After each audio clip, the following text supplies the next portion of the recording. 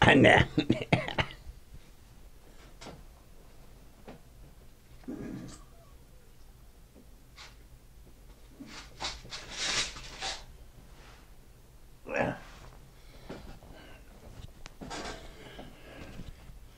Bomba de vatandaş ne? Geçen ha. Gözün çatır yaman oldu. Gözün çatır yaman oldu.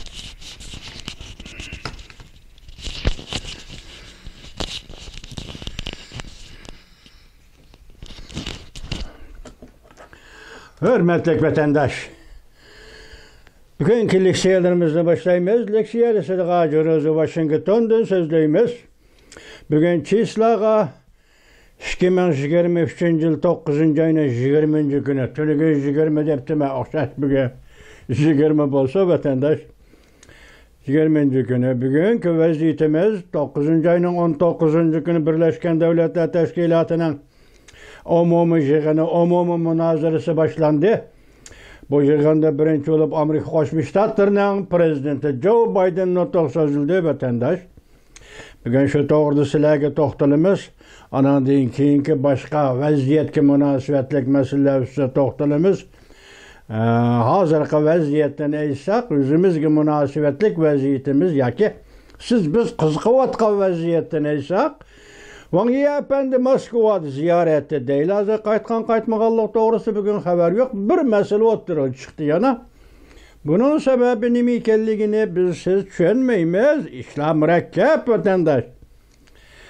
Moskova'daki barlıq faaliyetler Katar'da yani Moskova KGB yaka devlet bir xatarlık amallığının başlığı Patrishop bile uçuraştı.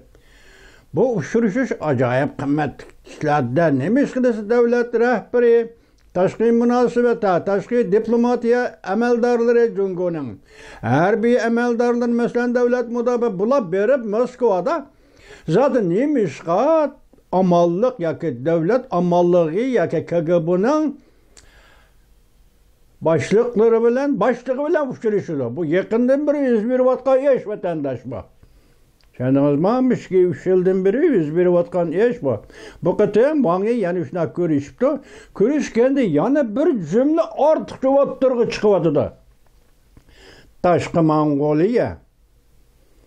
Çünkü Rusya Taşkı Mongoliya. Taşkı Mongoliya meselesi de bir xatarlik degen geplemi ağızga çıkıvatıdı. Tünügün şu yığında şundaq söhbet boldu tilki haber hazırlık çıkmaya kaldı. Muşa haber şuna çıkış söyledi. Siz gazı söz davatime vatandaşım. Endi bugünkü leksiyelerimiz mandak andan biri. Tüzü töş. Tünügünlük bu yıl 3. ayının 29. günü deymen dep ağzımdan ötken yıl 3. ayının 29. günü dep çıkıp kaptı. Mesela sabık Taşkı İşler Ministeri Cungo'nun Çingang'ın sözlügen sözü. Reis Xi Jinping'in siyasi şahmet tahtçıyı degen doğruda. O şu söz intayın halkılık söz. Bu söz bugün günde yaki bu yılda 3. ayının 29. günü. Yani 3. ayının 20. günü Reis Xi Jinping vekiller ümüge Moskova'daki ziyaretini ahırlaştırıp qaytqandan keyin 9 gün içinde. Aytilgan gepidi, enin mağzı nime desiniz, Amerika bizi mecburlap evet dedi. Bugün de Prezident Biden'den hazır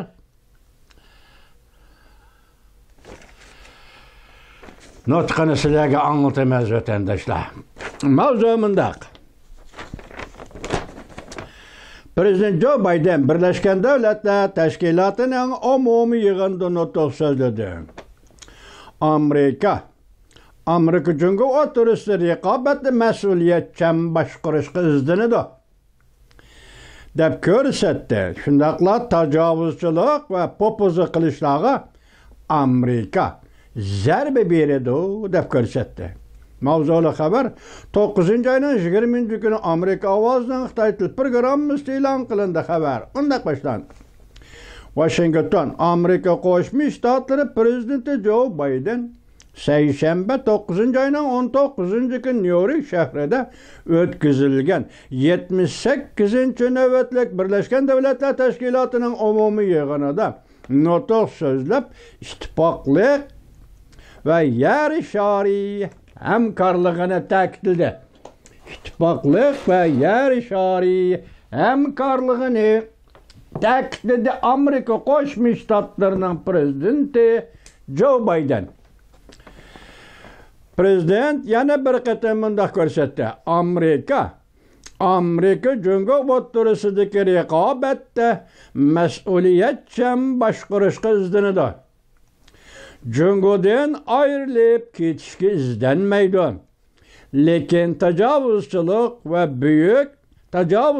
va kechiringlar popuza qilish harakatlariga zarba berdi. Prezident Joe Biden Rossiyanın Ukraynani boysundirmoqchi bo'lib boshlagan urushini qattiq aybladi. Hamda mundaq ko'rsatdi, faqat Rossiyalar bu urushni oxirlashtira oladi. Prezident Joe Biden nutuk so'zlab, yaqinda Vyetnamni ziyorat qilish jarayonida ikki davlat munosabatini sheriklik munosabatiga va eng yuqori darajalik munosabat darajasiga ko'targanligi to'g'risida to'xtalib, mundaq tushuntirdi. Bizning tariximiz, bizning kelgusimizni belgilamasligi kerak. Maslaştırış bilen elip berilgan rehberlik, köngül koyuş bilen körsetken tirişçallık neticesi de rekabetçimiz şirikimizge aylanıdır. Zor hırslarını hal kılışkı buludu. Çunqur carahatlarını mı sakaytışkı buludu. Şunlaşqa biz bu noktani ebedi unutmasligimiz lazım. Biz birga turishni tanlab olgan chog'imizda bütün insoniyatni birlashtiradigan o'rtaq umidni tan olamiz. Bizning qo'limizda tarixning agmisini tutib turadigan kuch bor, deb ko'rsatdi Prezident Joe Biden. Bizning qo'limizda tarixning agmisini tutib turadigan kuch bor, deb ko'rsatdi Prezident Joe Biden. Jungnan Xayva Jungolik apandili yaxshi anglanglar bu nutqni bu qatim juma. Prezident Joe Biden mundaq ko'rsatdi.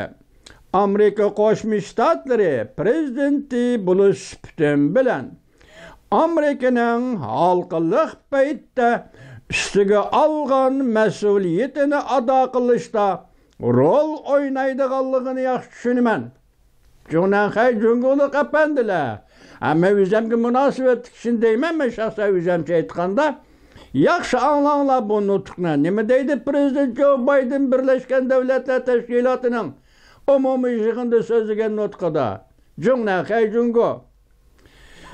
Men Amerika Qo'shma Shtatlarining prezidenti bo'lish sifatim bilan Amerikaning xalqiliq paytlar ustiga olgan mas'uliyatni ado qilishda rol o'ynaydiganligini yaxshi tushunaman.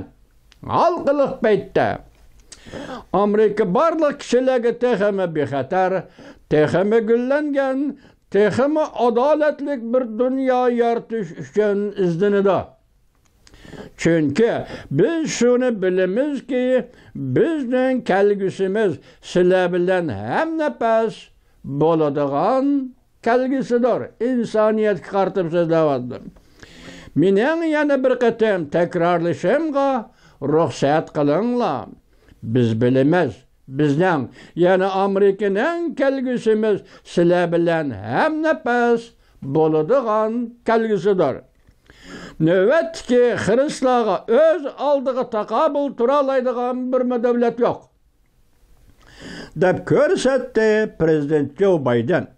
Prezident Joe Biden nutqida 20 davlat guruhi rahbarlarining yaqinda imzolagan Hindiston bilan Yevropani 9 ayning 10 kuni juma.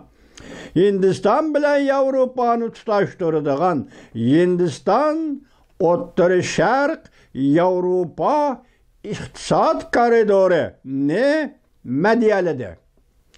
İsrailiya bilen onun qo'shni bo'lgan davlatlar munosabatini normallashtirish, Afrika davlatlari bilan aslida qurilishini mukammallashtirish, tirishchanligini ishga oshirish ve qat'iy holda shundoq ko'rsatdi Prezident Joe Biden. Men Amerika bilan jungo o'tirisidagi raqobatni mas'uliyatchan boshqarishni umid qilaman. İki devletning to'qinishga kirib qilishidan saqlanishimiz zarur.